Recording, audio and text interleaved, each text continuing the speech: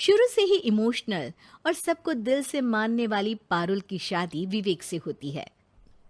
क्या है यार, शादी के वक्त तो तुम दुबली हो गई थी, लेकिन शादी के 2 साल में ही फिर फूलकर गुप्पा हो गई हो।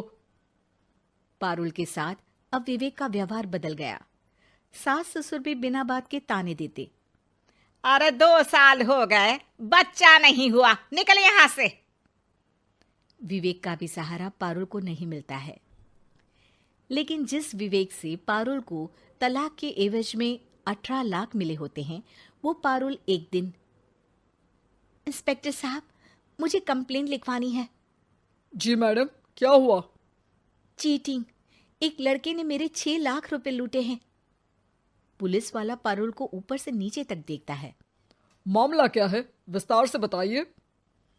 पारुल फिर जो बताना शुरू करती है, उसके बाद इंसानियत से भरोसा उठना लाजमी है।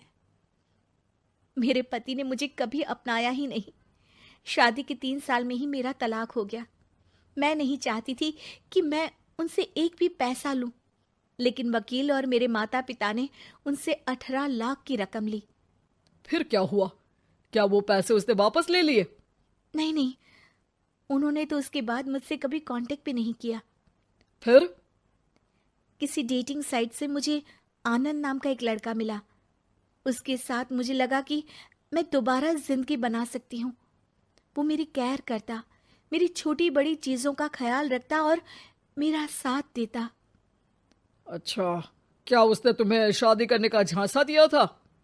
हाँ, वो भी तलाकशुदा था।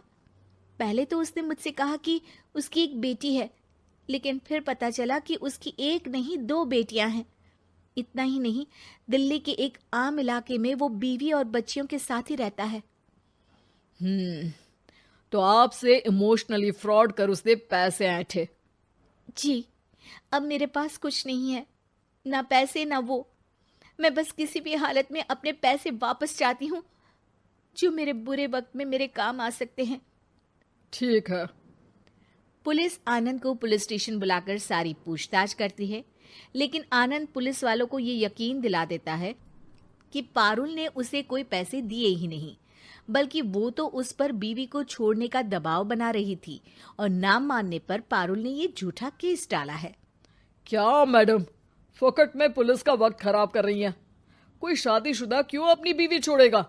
अब आपकी शादी टूटी तो मतलब सबकी तो नहीं टूट सकती ना। पारुल को पुलिस वाले के मुंह से ये बात सुनकर हैरानी होती है। उसे कुछ समझ में नहीं आता कि वो क्या करे। वो अपनी सहेली झनक, जो कि वकील थी, उससे कांटेक्ट करती है। झनक, मैं क्या करूं? मैं कैसे पुलिस को यकीन दिलाऊं कि आनंद ने मेरे साथ न सिर्फ शारीरिक और मानसिक चीट किया है, बल्कि आर्थिक तौर पर भी वो मुझे खाली कर गया है। अब वक्त झनक का था। देख पारुल, ऐसे तो किसी को भी बिना सोचे समझे पैसे नहीं देने चाहिए, लेकिन अब जब तूने ये कदम उठा ही लिया है, मुझे ये बता, तूने कब कब पैसे दिए और कितने? क्या कहीं कोई सबूत है? पारुल कुछ सोचती है। 3 बार तो बैंक में ट्रांसफर और 2 बार गूगल पे। क्या इन सब के रिकॉर्ड मिल जाएंगे? हाँ, क्यों नहीं, मैं बैंक से सब निकाल लाऊंगी।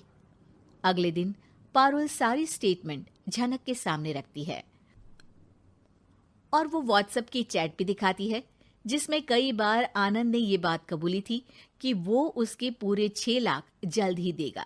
झनक अब पूरा केस लेकर पुलिस के पास जाती है और मामले को क्राइम एक्ट के तहत पूरे सबूत के साथ दर्ज करा आनंद की गिरफ्तारी की मांग करती है।